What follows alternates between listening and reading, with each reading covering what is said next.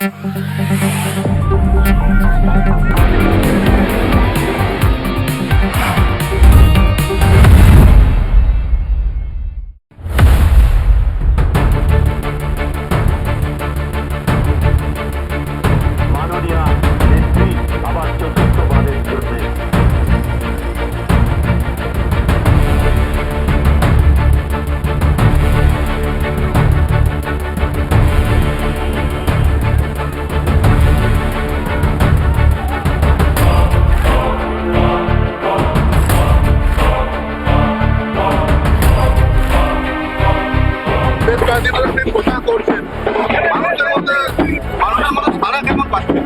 ভালো, আপনারাও দেখছেন মানুষ আশীর্বাদ করছেন দুহাত খুলে।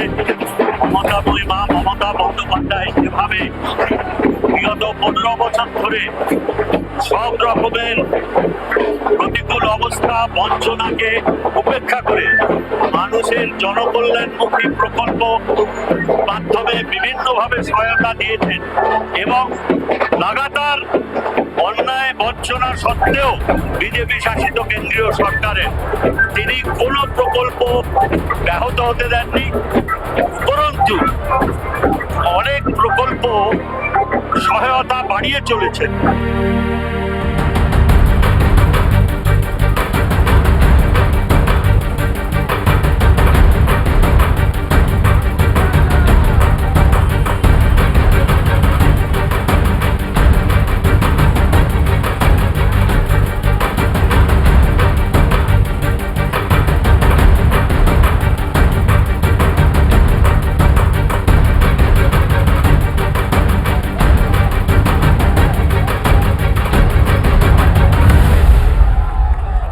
এই রাজ্যে যাদের হাতে আপনারা প্রশাসনিক দায়িত্ব দিয়েছিলেন, সেই মা মাটি মানুষ দলে অর্থাৎ তৃণমূলের দলে কি কি কাজ করতে পেরেছেন এবং কেন আজকে আপনাদের কাছে আমরা দরবার করতে এসেছি যে পুনরায় আমাদের নির্বাচিত করুন, আমাদের নেত্রীকে চতুর্থবারের জন্য আপনারা মুখ্যমন্ত্রীর পদে আসীন করুন।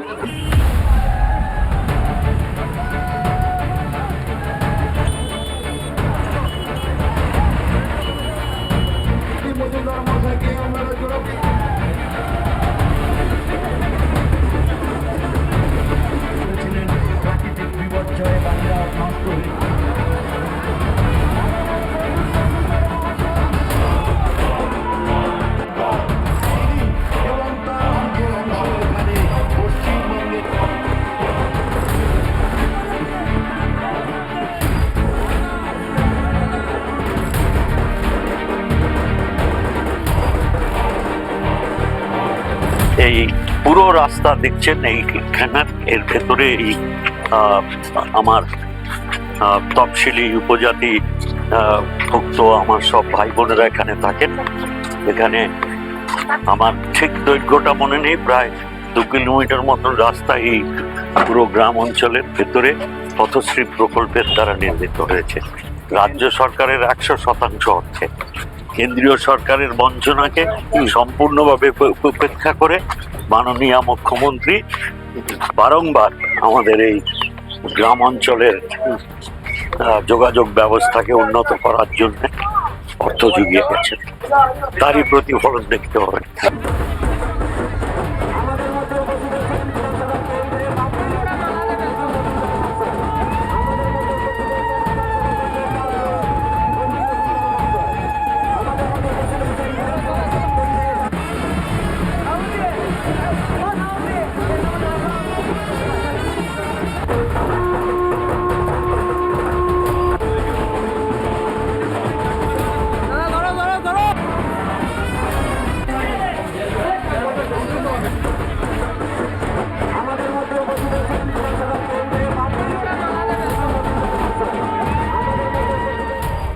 সালে যতটা উচ্ছ্বাস দেখেছিলাম মানুষের, তার থেকে অনেক গুণ বেশি মানুষের উচ্ছ্বাস আমি দেখতে পাচ্ছি প্রচারে বেরিয়ে আমার কেন্দ্রে। নিশ্চয়ই এই জিনিস সর্বত্রই বিরাজমান। অতএব চতুর্থবারের জন্য আমাদের নেত্রী মমতাময়ী মা মমতা বন্দ্যোপাধ্যায় মুখ্যমন্ত্রীর পদে আসীন হওয়া একদম নিশ্চিত। এবং এই যে জনোচ্ছ্বাস, এর ফলে আরো বেশি সংখ্যক বিধায়ক নিয়ে, মানুষের জনসমর্থন নিয়ে আমরা চতুর্থবারের জন্য মমতা ব্যানার্জিকে আমরা দেখতে পাবো মুখ্যমন্ত্রীর পদে আসীন।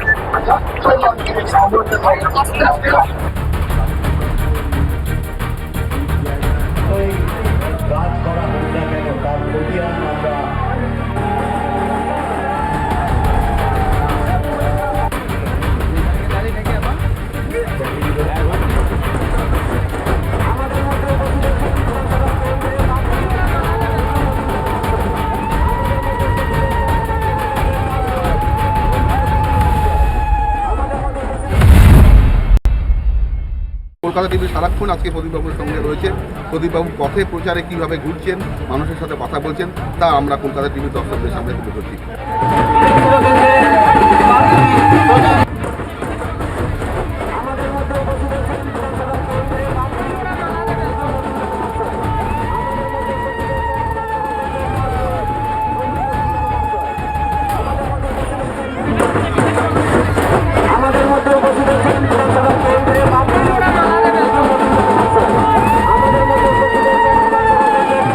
গ্রামাঞ্চলের বিভিন্ন রাস্তায় আজকে আপনি পরিদর্শন করেন, মলানদিঘি সহ শুরু করে আকন্দরা থেকে শুরু করে আরো বেশ কিছু জায়গায় আপনি যাবেন।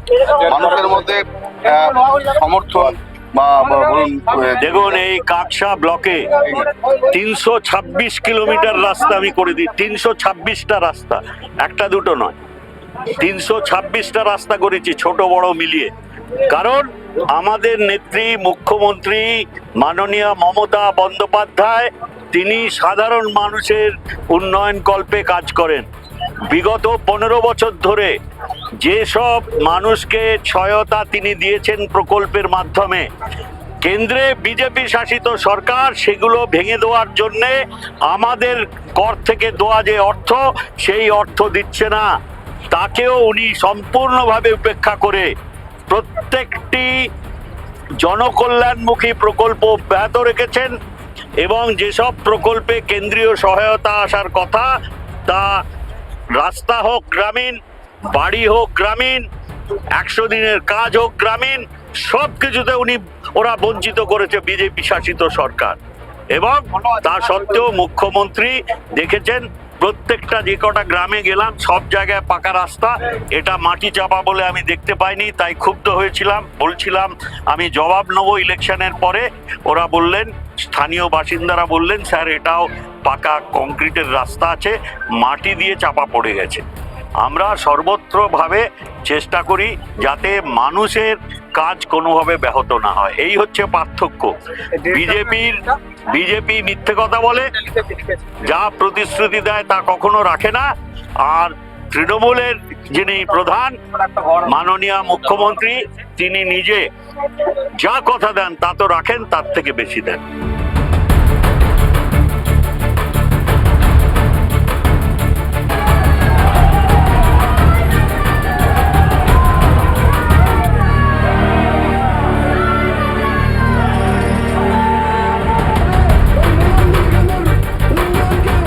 করেছিলেন 500 টাকা আর 1000 টাকা দিয়ে।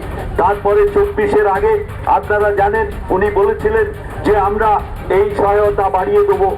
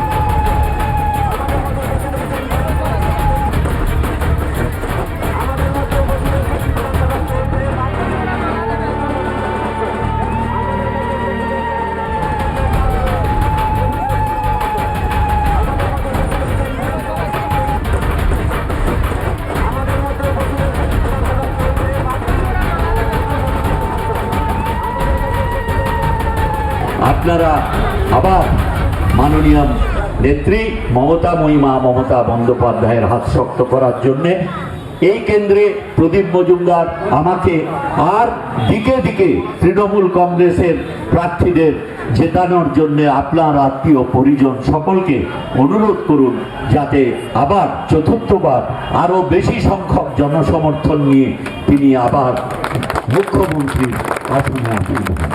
ধন্যবাদ, নমস্কার, জয় হিন্দ, বন্দে মাতরম। তৃণমূল কংগ্রেস জিন্দাবাদ, মমতা বন্দ্যোপাধ্যায় জিন্দাবাদ, তার যোগ্য সেনাপতি অভিষেক ব্যানার্জি জিন্দাবাদ। জয় বাংলা, জয় বাংলা, জয় বাংলা। যেখানে আমি বলতে পারি উনি যা কথা দিয়েছিলেন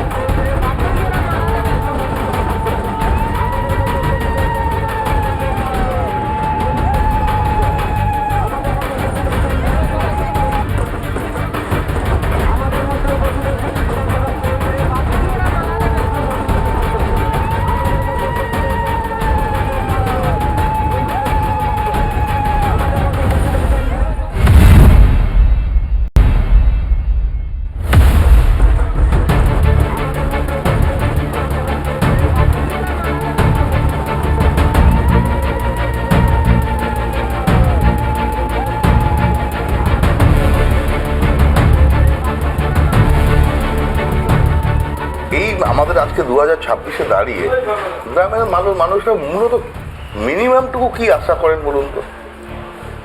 গ্রাম, হ্যাঁ, আপনি তো কথা বলেছেন, তারা কি বলে আর কি? দেখুন, গ্রামের মানুষের জীবন জীবিকা আজও মূলত হচ্ছে কৃষি। সেজন্যে আমরা যেটা চেষ্টা করেছি প্রথম থেকে সরাসরি, মানে শুধু ওদের প্রত্যাশা বলে তো লাভ নেই, আমরা তার বিনিময়ে তার প্রেক্ষিতে কি করতে পেরেছি। এটা পুরো পশ্চিম বর্ধমান এলাকায় আমাদের গ্রামীণ অঞ্চল বেশ খানিকটা জঙ্গলমহলের আওতায় আছে, শুখা অঞ্চল। সকলেই কৃষিকাজকে আরও বেশি উন্নত করার জন্যে সেচের ব্যবস্থার কথা বলেন।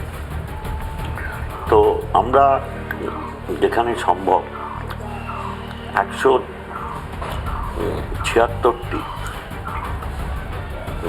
সোলার প্যানেলের আমরা সাবমার্সিবল করে দিয়েছি।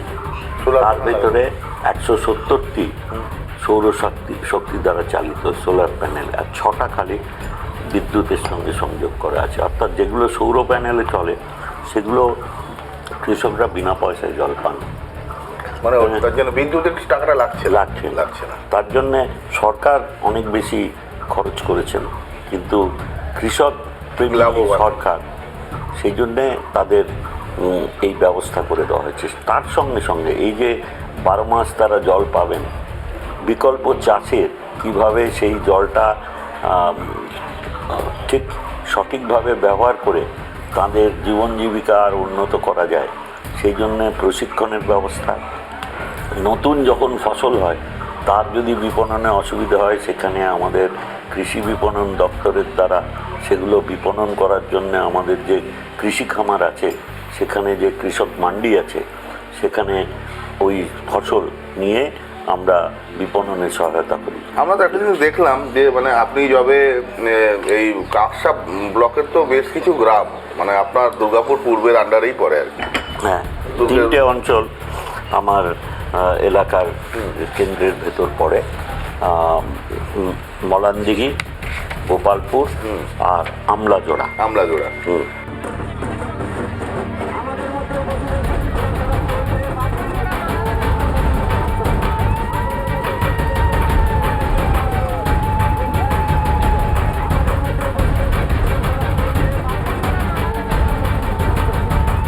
নিশ্চিতভাবে জানেন 500 টাকা থেকে বেড়ে সাধারণ পরিবারে 1000 টাকা করে পাইতেন।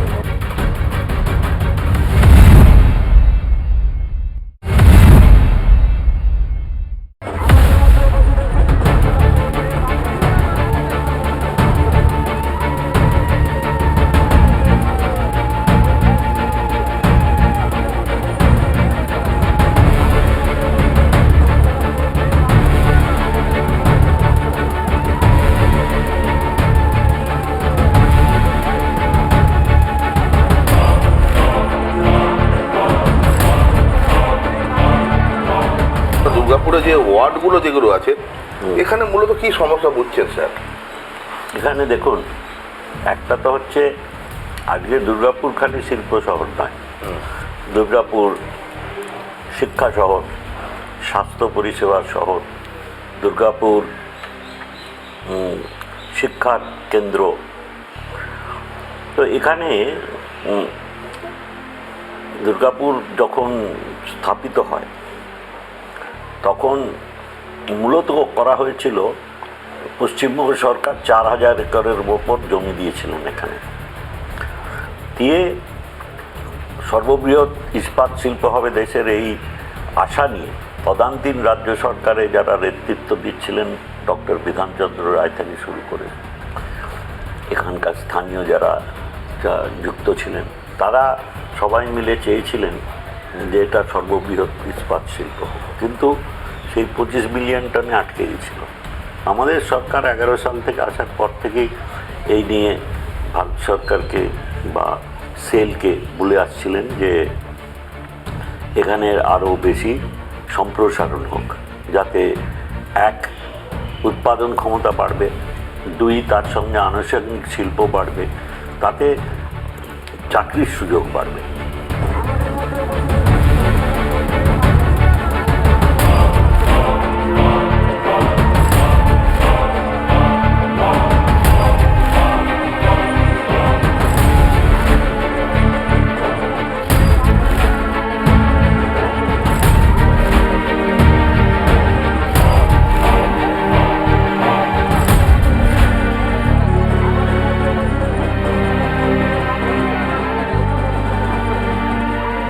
বেসরকারি হাসপাতালে মিনিমাম যেটুকু পরিষেবা মানুষ আশা করেন আর কি, তার থেকেও ভালো পরিষেবা এখন দুর্গাপুর মহকুমা হাসপাতাল দিচ্ছে। আপনি এই উদ্যোগটা খুব ভালো নিয়েছেন, সাধারণ মানুষ এই জায়গাটাতে খুব খুশি আর কি। শুধু তাই না, বিনা পয়সায় সিটি স্ক্যান মহকুমা স্তরের কোনো হাসপাতালে আগে এটা চিন্তা করা যেত না, এটা হচ্ছে। এবং মাননীয় মুখ্যমন্ত্রী মহকুমা স্তরের যে কটি হাসপাতাল মানে প্রথম যে সূচনা করেন, সেখানে দুর্গাপুর স্থান পেয়েছে। আমি কৃতজ্ঞ মুখ্যমন্ত্রীর কাছে, কারণ এই বেসরকারি হাসপাতালে এই সিটি স্ক্যান বা কোনো ক্লিনিকে গিয়ে করাতে গেলে বহু টাকা লাগে, সেখানে সম্পূর্ণ নিখরচায় আমার সহনাগরিকরা দুর্গাপুরে গিয়ে ওখানে সিটি স্ক্যান করাতে পারছেন, যারা ওখানে চিকিৎসকরা মনে করছেন করে দেওয়া দরকার। একইভাবে আরও অনেক পরিকাঠামোগত উন্নয়ন হয়েছে, তারপরে মানুষ এগিয়ে এসছেন সহায়তা করতে। সেই জন্যে ওই পরিষেবা আরও কীভাবে সম্প্রসারিত করা যায়, কারণ যত পরিষেবার মান বাড়ছে, আমাদের বিশেষজ্ঞ ডাক্তারের সংখ্যাও অনেক মাননীয় মুখ্যমন্ত্রী বাড়িয়ে দিয়েছেন। তার ফলে আর পার্শ্ববর্তী জেলা থেকেও বহু এখন এখানে রুগীরা আসছেন, এখানে পরিষেবা নেওয়া। হ্যাঁ, এখানে তো আপনার মানে বাঁকুড়া, বিহার, ঝাড়খণ্ড থেকে পর্যন্ত রুগী আসে, আমি নিজে দেখেছি। বিহার, ঝাড়খণ্ডের রুগীরা থেকেও আসে, হ্যাঁ, বীরভূম থেকেও আসে। অনেক আমার সতীর্থ বিধায়কদের কাছ থেকে অনুরোধ পাই যে ভাই গেছে, এটা একটু দেখো, তাতে বুঝতে পারি এটা একটা দুর্গাপুরের গ্রেট সাকসেস, দুর্গাপুর মহকুমা হাসপাতালটাকে নতুন করে সাজিয়ে তোলা। মাননীয় মুখ্যমন্ত্রী অকৃপণ হাতে আমাদের এই ব্যাপারে সাহায্য করেছেন, ওটা যাতে আরও সম্প্রসারিত করা যায়, আরও যাতে উন্নত মানের পরিষেবা আমরা দিতে পারি, সেদিকে লক্ষ্য থাকবে।